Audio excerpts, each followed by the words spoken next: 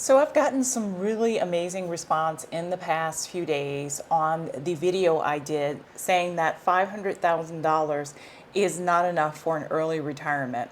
I'm going to run the numbers for you in another video, but I wanted to chime in with some considerations given the comments, questions, and thoughts that I've received. I've received a lot of very good comments, questions, and thoughts. Please do keep them coming. I think there's a very interesting discussion forming in the comments section.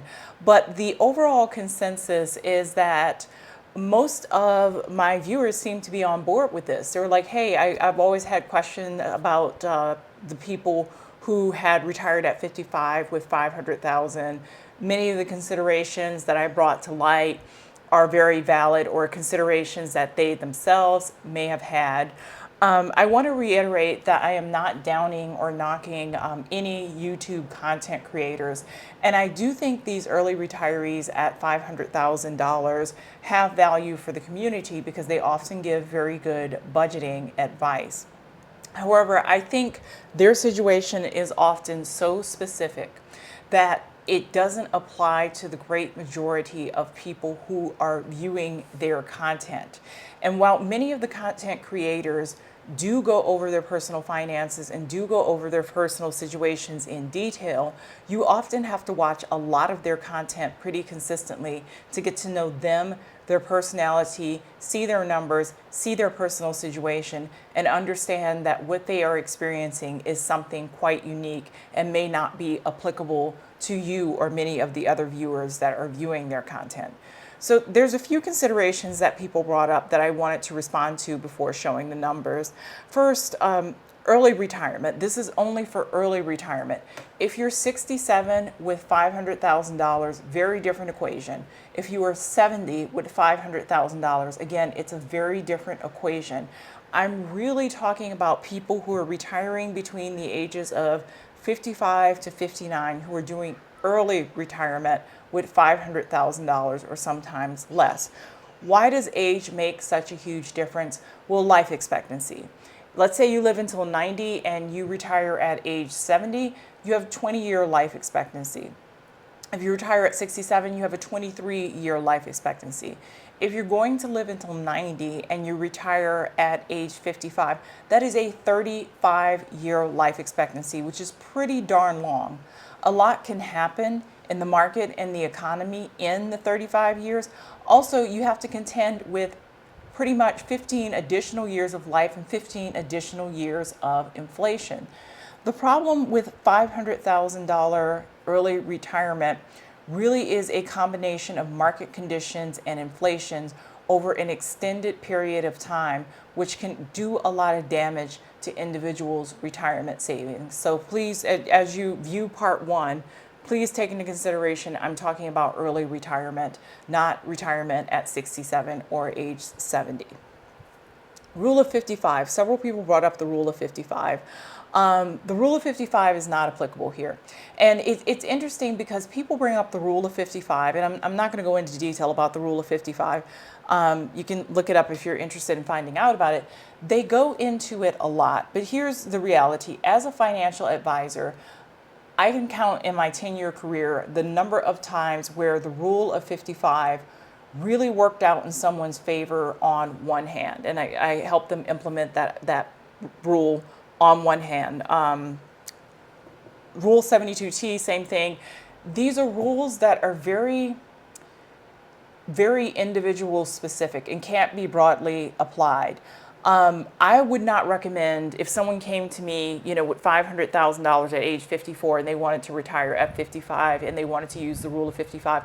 Why would I help someone in good conscience basically deplete their retirement accounts even faster? It doesn't solve, the rule of 55 doesn't really solve the bigger issue that there simply isn't enough money in the person's retirement account or brokerage account for years of life this person potentially has left. The rule of 55 is not going to fix that.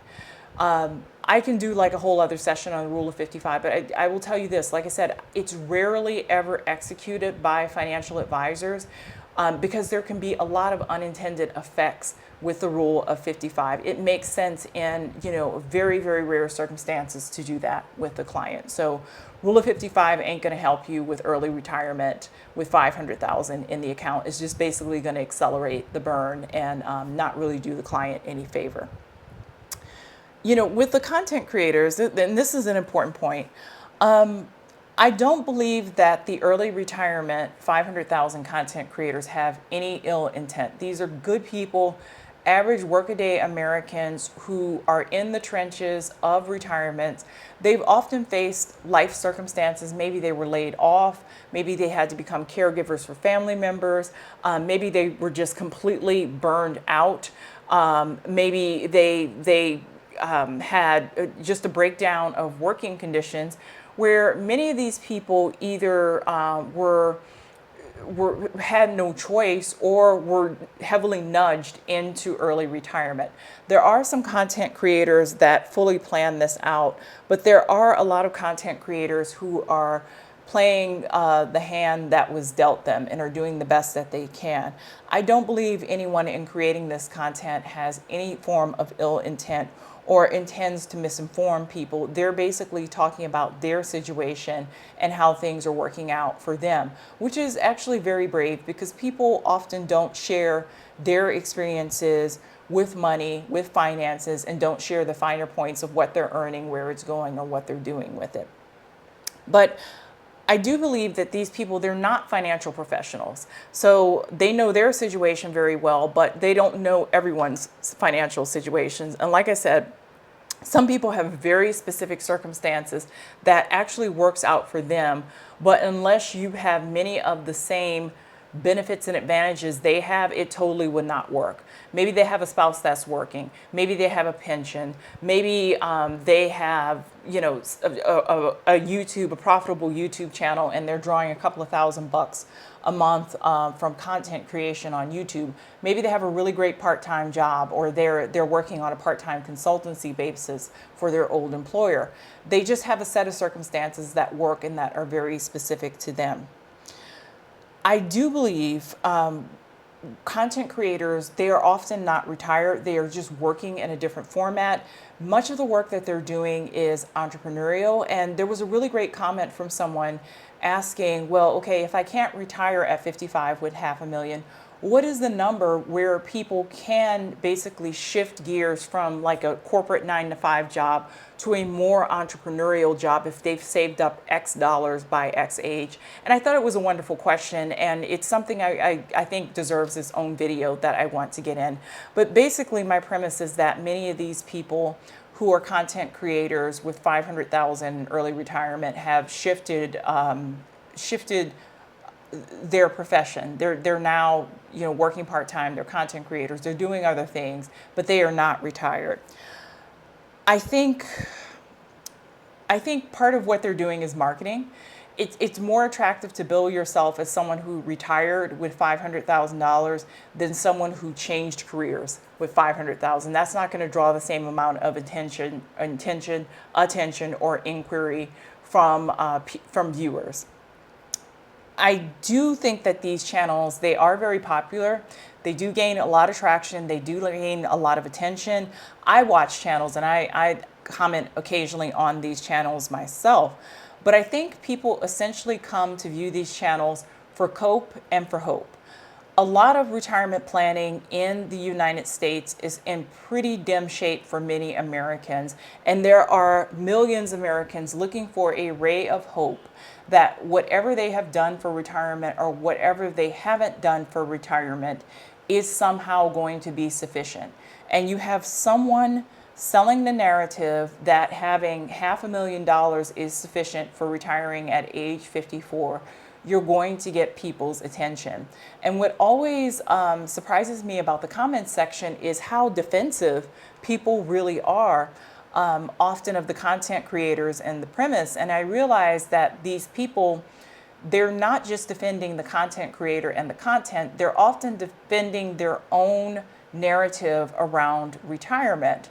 And, I have been totally flamed for going in and saying, you know what, this is a very specific case. I really think you should speak to a financial advisor about this or an accountant.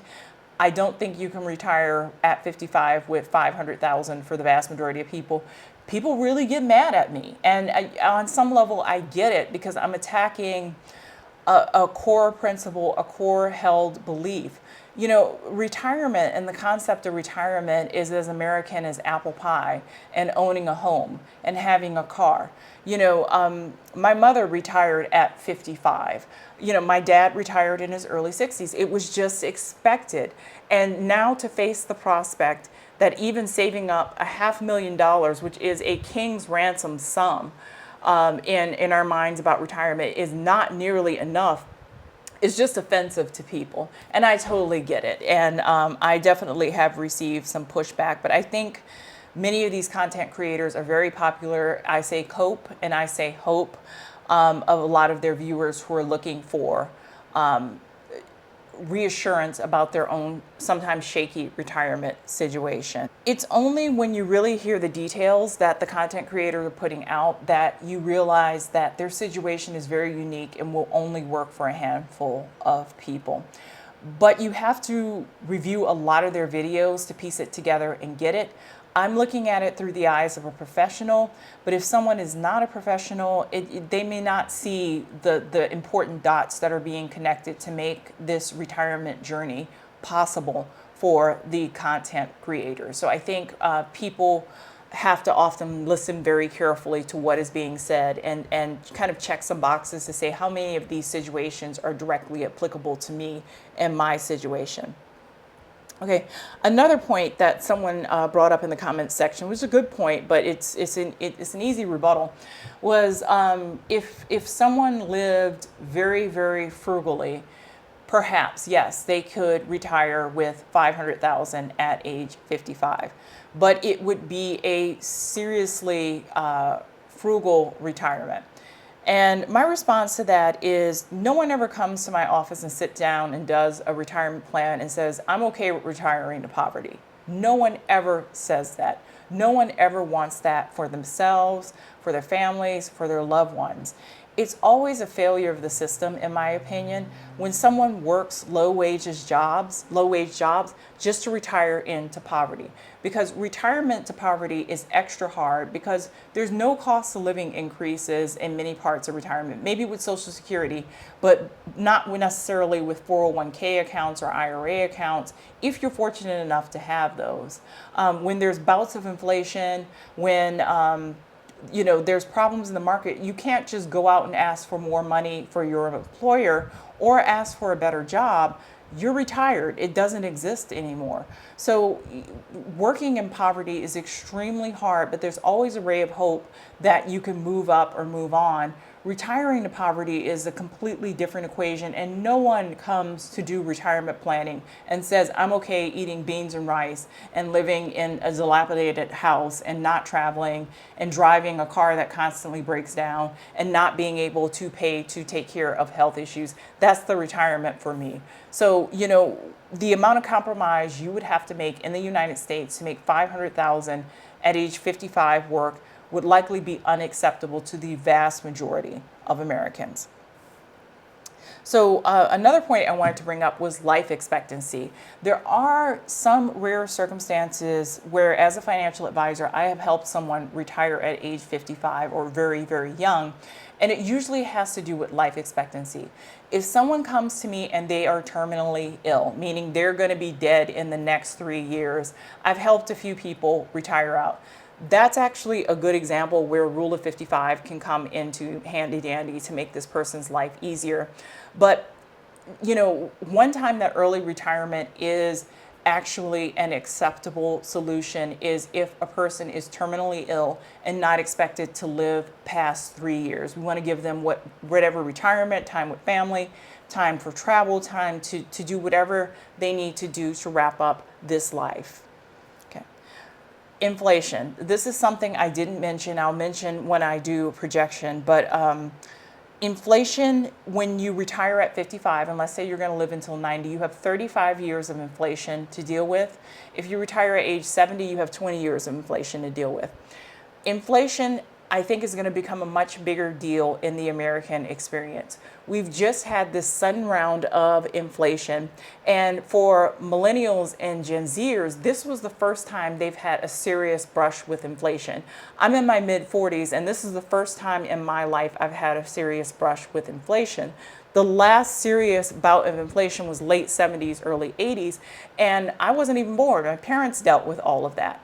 But essentially, what we saw over 2021, 2022, and 2023 was nearly double-digit inflation, a jump in interest rates, and basically everything got a lot more expensive. But you know what didn't really go up? A lot of American salaries didn't really go up. So we feel like we're earning the same amount of money, or some cases we're earning more, but it feels like a lot less because our purchasing power has been corroded. There's a lot of things that led to the round of inflation. You know, we printed money and gave it away for 2.5 years during COVID, but we were long overdue for an inflationary cycle. We usually keep inflation at about 2%, and it's starting to get back down to the 2% range. Personally, I don't think we're done with the battle of inflation. Salaries have not risen to be in alignment with the new costs of living.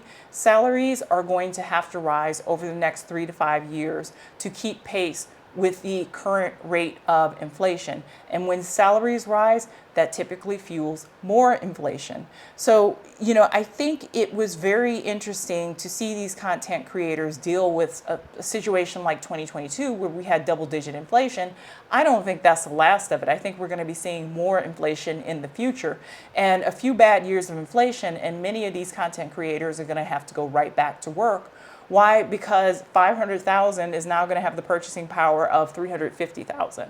And you know, if 500,000 at 55 was tight, 350,000 at 59 is maybe undoable or super tight. And last point I want to make is, you know, what I brought up yesterday as the different factors I was looking at with the content creators. Are they married? What does Social Security look like? Healthcare. It's not an absolute definitive list of boxes that you must check in order to be eligible for early retirement. It really is different for each and every person. And if a person is considering early retirement, which is retirement, you know, before the age of 60, in my opinion, they really should have a connection to a financial advisor and a certified financial planner, and perhaps an accountant, to run the numbers to see what early retirement actually looks like. Sometimes when you see the number, you realize it's not in your cards and you need to work a little bit longer. Sometimes you realize, well, maybe I can do this if I'm willing to make sudden compromise, or I'm willing to make a set of compromises to be in alignment with that lifestyle. Even if you check all of the boxes that I went through yesterday, it doesn't mean that $500,000 will last you in retirement. There may be other factors that I didn't bring up that are heavy considerations in retirement.